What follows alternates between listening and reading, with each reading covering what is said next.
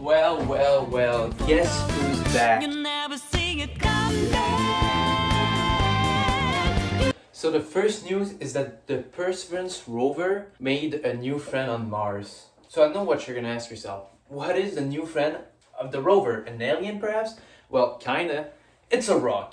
A rock went in the rover's left front wheel in early February. So the rock traveled 5.3 miles and it joined the rover during the campaign to explore the G0 crater, where there was an ancient lake and river delta.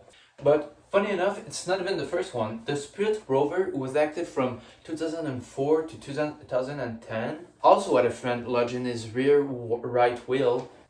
Also, the Curiosity rover, who is still active today, has multiple stones lodged in his wheels. To be honest, I don't even know how fucking robots have more fun than me.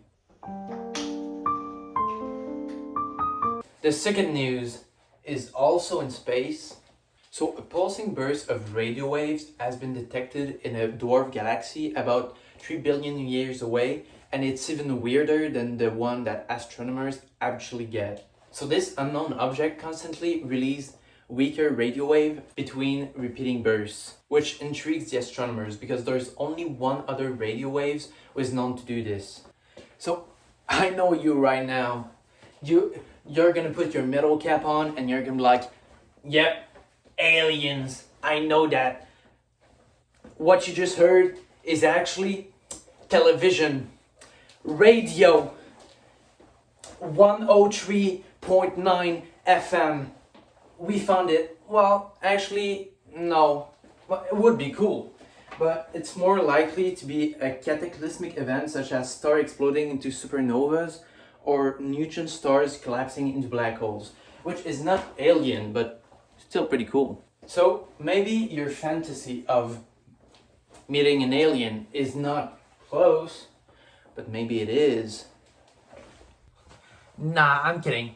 But the third news is about Galapagos tortoise. So Galapagos tortoise were thought to be extinct until a female loner's discovery. So she was spotted in 2019 on the inaccessible volcanic island Fernandina in the Galapagos, and she was named Fernanda. So previously, the explorer Rollo Beck found a loner male in 1906, and it thought to be the last one of his species.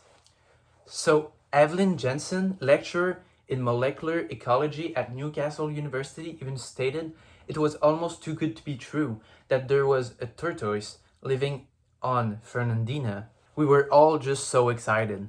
But because of the difference between the two specimens, researchers weren't even sure if they were from the same species.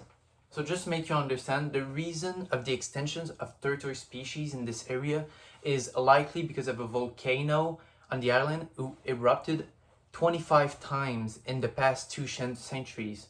But after looking at Fernanda's DNA, they realized that it was pretty similar of the one they discovered more than 100 years ago. I'm sorry guys, it's not possible. I'm never gonna say the name and all the thing at one. It's not in my head. So also a senior study author, Adol Giza, I'm so sorry, Kakoni, I'm so sorry.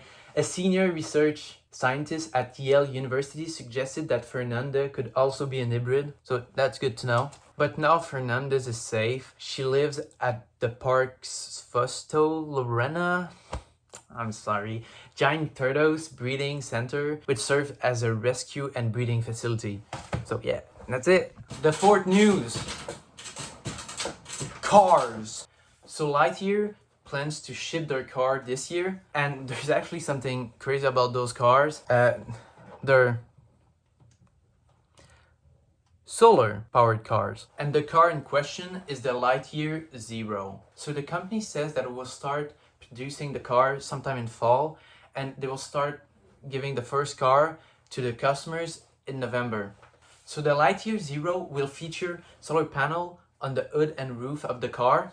And what it's for, it's to decrease the amount of charge time. Lightyear says optimized solar roof and holistic design mean the car can drive for weeks, even months, without charging. Lightyear also say that it will produce the car as sustainably as possible, which means more ecologic. But the car is not cheap. Oh no, it's not. You can have this car for the low price of $263,000 before it's configured, so it's not even configured yet. So the company also didn't mention when they will start releasing products outside of the EU.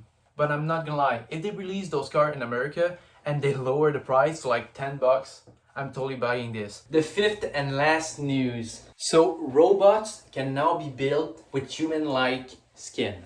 So let me explain. This skin is actually alive, unlike the artificial skin that is commonly used when building robots. This study is led by Choji Takushi, project professor in the Department of Mechanical and Biofunctional Systems at the Institute of Industrial Science at the University of Tokyo. So I'm not gonna go too deep about the steps of how they made the human-like skin, but they use collagen, who is a major component of human skin and has healing properties, dermal fibroblasts, and epidermal keratinocytes. I'm so sorry, I don't know how to say this name. It's not even a name. Why am I?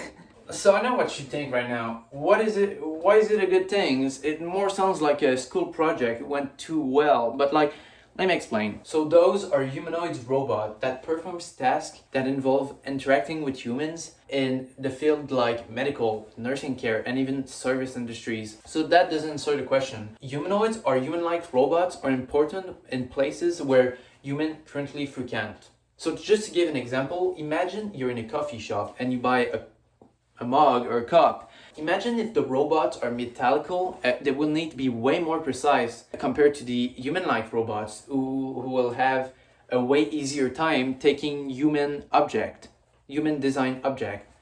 So the discovery is an important one, said Pulkit Agrawal Stephen, professor at the Massachusetts Institute of Technology in Cambridge. But he also said the development of the human-like skin is still a long way to go. So it's the end of the video, so before you leave, do you know that this episode is sponsored by Skillshare? No, I'm kidding, but hey, I love you guys. Bye.